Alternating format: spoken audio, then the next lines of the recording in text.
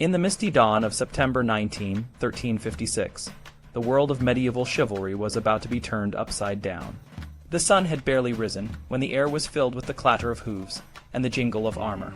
The stage was set for a battle that would change the course of history, and it all happened on a field near the city of Poitiers in France. This wasn't just any battle. It was a clash of titans, a confrontation that pitted the pride of French chivalry against the cunning and discipline of the English army.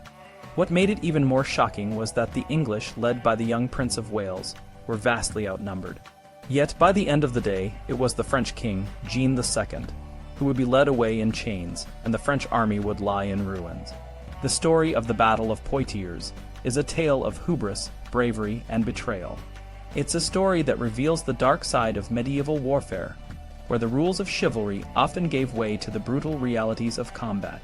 But it's also a story of strategy, where a smaller, more disciplined force could outmaneuver a larger, more chaotic one. To understand how this improbable victory came to be, we need to look at the events leading up to the battle, the characters involved, and the decisions that shaped the outcome. The English had been at war with France for over a decade, a conflict known as the 100 Years' War. The Prince of Wales, Edward of Woodstock, later known as the Black Prince, had already proven his mettle in battle. He was a skilled commander, known for his strategic mind and his ability to inspire his men. On the other side, the French king, Jean II, was a formidable opponent, surrounded by a host of noble knights and men at arms. The French army was a powerful force, but it was also a complex one, with various factions and personalities that often led to disunity and confusion. The day before the battle, the English and French forces were encamped a few miles apart. The Prince of Wales, despite being heavily outnumbered, did not want to engage in battle. He had been on the move, trying to reach the safety of Bordeaux with his army. However, the French marshal, Jean II d'Audrihem, spotted the English baggage train moving behind a hill and shouted, "Ha, pursue, charge, ere the English are lost to us." This hasty decision would set the stage for the battle. The French army was divided into three main battalions. The first was led by the Dauphin, the heir to the French throne, and included his two younger brothers. The second battalion was commanded by the Duke of Orleans, and the third, the largest, was led by King Jean II himself, with his youngest son, Philip, by his side. The English, on the other hand, had a more cohesive and disciplined force.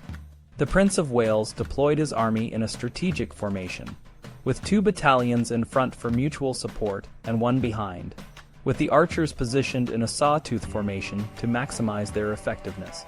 The battle began with a charge by the French cavalry, led by d'Audrihem. The English archers, hidden behind a screen of dismounted knights and foot soldiers, let loose a hail of arrows. The arrows rained down on the charging horses, causing them to stumble and fall, throwing their riders into chaos. The second French charge, led by the Constable of France, was met with the same fate. The arrows were so thick that they darkened the sky, and the French cavalry was unable to break through the English lines. As the battle raged on, the Dauphin's battalion advanced on foot into the fray. The young princes fought bravely, but without a strong leader, the unit began to fall back. The Duke of Orleans, instead of coming to their aid, retreated without striking a blow. This decision would prove disastrous, as it left the remaining French forces vulnerable. King Jean II, seeing the tide of the battle turning against him, ordered his men to advance. The Oriflamme, the sacred banner of the kings of France, was carried by Geoffrey de Charny, a knight known for his valor. The king's battalion, the largest of the three, marched forward, but they were already exhausted from the earlier fighting. The English, led by the Prince of Wales and his trusted knight, Sir John Chandos, saw an opportunity. Chandos advised the prince to attack the king's unit, and the English launched a devastating charge. The battle reached its climax when the English, now on horseback, charged down upon the king's unit from the front and the rear.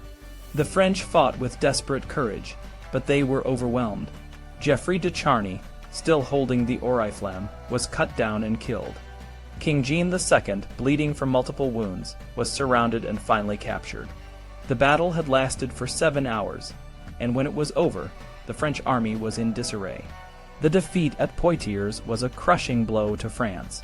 King Jean II was taken prisoner, and many of the nobility were either killed or captured. The French people were left in shock and disbelief. How could the mighty French army, the pride of chivalry, be defeated by a smaller, less noble force? The answer, it seemed, lay in the disunity and lack of discipline within the French ranks. The flight of the Duke of Orleans and the failure to coordinate the charges had sealed the fate of the French army. The aftermath of the battle was just as dramatic. The captured French nobles were taken to Bordeaux to be held for ransom. Many of them faced hostility from their own people, who blamed them for the defeat. The captured King Jean II would eventually be taken to England, where he would be held for ransom, a humiliating ordeal for a monarch. The battle also had far-reaching consequences for France. The defeat deepened the mistrust between the nobility and the common people, and it fueled a sense of betrayal and conspiracy. The French people, already struggling under the weight of the war, found it hard to accept the loss, and many turned their anger on the nobles who had led them to defeat. The Battle of Poitiers is a powerful reminder of the complexities of medieval warfare. It shows that even the most noble and powerful can be brought low by the unforeseen and the unexpected. The English victory was a triumph of strategy and discipline over sheer force of numbers. It was a battle that changed the course of history and left a lasting mark on the medieval world. In the end, the Battle of Poitiers was more than just a clash of armies. It was a clash of ideals and a turning point in the 100 Years' War. The young Prince of Wales, who would go on to become a legendary figure, proved that a smaller, more disciplined force could maneuver a larger, more chaotic one. The French king, Jean II, despite his personal valor, became a symbol of the failures of the French nobility.